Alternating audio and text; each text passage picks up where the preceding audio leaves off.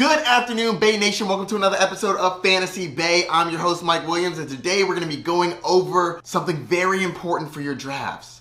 Value picks. Value pick is basically taking a player when they're at the optimal value. I don't draft Josh Allen because he goes too high. But if Josh Allen drops down to the 5th or 6th round, I think that that's incredible value. I would then draft him there. So here's some players you should be looking out for because they're slipping in drafts, and I think you can get a value. Two players that are going at an amazing value in round one, starting with running back. Dalvin Cook is an absolute beast. In previous years, he's gone top 5, top 2 overall. But this year, he's dropping to the 7th overall pick, 9th on ESPN. That's incredible value for a player that can easily end up in the top 5. Next up, Stephon Diggs. Stephon Diggs' ADP is 12th. I personally think Stephon Diggs is the 3rd best wide receiver in the league. Yes, I have him above Devontae Adams and Jamar Chase. To get a top 3 wide receiver in the league at the end of the 1st round, that's a value all day. Round 2 for wide receivers, we have CeeDee Lamb. With Amari Cooper gone, I definitely think that CeeDee Lamb should see an increase in his volume. Gotta grab him there. He's going in the middle to late 2nd round. It's a solid value. Round 2 for running backs, Alvin Kamara and Leonard Fournette. Alvin Kamara is down low mainly because there's a legal situation and that outcome is kind of up in the air. Word on the street is he's not gonna get penalized for that this year. I think you should grab him in the 2nd round. Easy pick. Next, Leonard Fournette. With the Bucs offensive line banged up, I think that Tom Brady's gonna try to get the ball out as fast as possible. What does that mean? That means he's going to dump it down to Leonard Fournette left and right. And at tight end, we have Mark Andrews. Mark Andrews in the early 2nd round, not a value. Mark Andrews at the end of the 2nd round, early 3rd round, that's a definite value. Mark Andrews is going to get targeted a bunch and is a red zone and end zone threat for Lamar Jackson all day. If you can get him in the late 2nd round, early 3rd, it's incredible value. Round 3. Starting at receiver, Michael Pittman Jr. At the moment, Michael Pittman Jr. is currently going at the end of the 3rd round. I think that's solid value for the #1 receiver on his team, and Matt Ryan has proven that he will feed his #1 receiver. I think Michael Pittman's gonna have a breakout year this year. And you're getting him in the back of the 3rd. This is why I like values. Next up, you have Ezekiel Elliott. Currently going in the 3rd round. I know that the offensive line is taking a hit with their left tackle coming out. But I think that Ezekiel Elliott is much better than he was last year. Him getting that injury in week 4, I really think hampered him. I think he's going to have a fantastic bounce back. And you're getting him in the 3rd round. And at the tight end position, Kyle Pitts. I think if you can grab Kyle Pitts in the 3rd round, that's a pretty solid value. I've seen him even slipping past that. But if you can get him in the late 3rd round, he has an upside to be the #1 tight end. I don't project that, but I do think it is in his realm of outcomes. He's an incredible athlete. A player that you should be targeting in your draft in the 4th round, Mike Williams.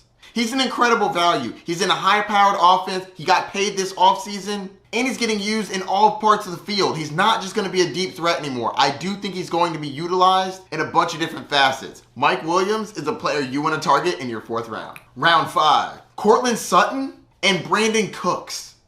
Courtland Sutton is not just one more year removed from his devastating injury. He also gets an incredible upgrade at quarterback. And that might be an understatement.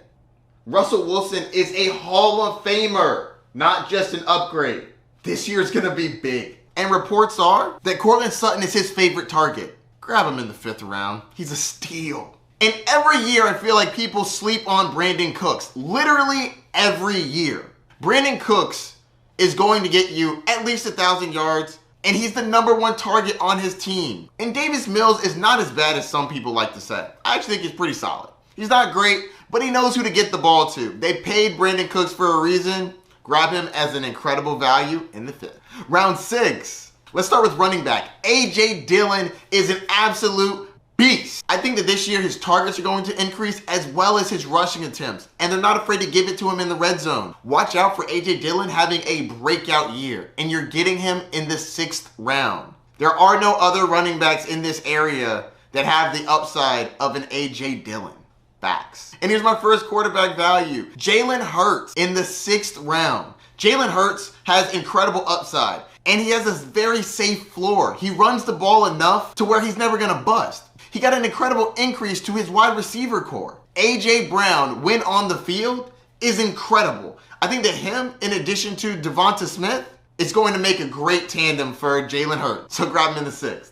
And the wide receiver to be targeting in the 6th round, Marquise Brown. With DeAndre Hopkins out for 6 weeks, him and Kyler are going to need to rekindle that college connection, and I think that it's going to go swimmingly. Also, don't forget, Rondale Moore is a little banged up. I'm not saying that he's going to be out for a while, but it does seem like he's currently hindered a little bit. I already mentioned Marquise Brown, but next up, we have Allen Robinson. Matthew Stafford's number 2. I think that he had a terrible last year, and he's coming out this year to prove he's bouncing back. Gabriel Davis showed out in the playoffs last year. Now he's out to prove that's not just a playoff thing. He has value in the regular season too. I think that he's going to be an incredible wide receiver 2 for Josh Allen, especially with Emmanuel Sanders and Cole Beasley gone.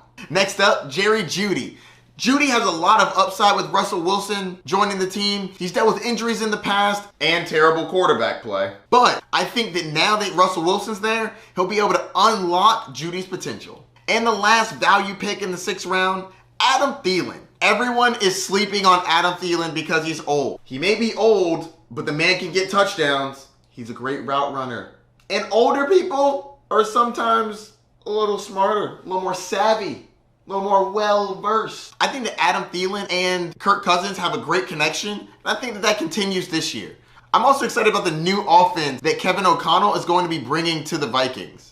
The last offense was described to be stale. This offense, I think, is going to be high-flying and very intriguing to watch. I'm excited. So that's going to conclude part 1 of my PPR values. What did I get right? What did I get wrong? Who's a value and who did I miss? Don't forget to like, subscribe, and hit that notification bell down below. Click here for part 2.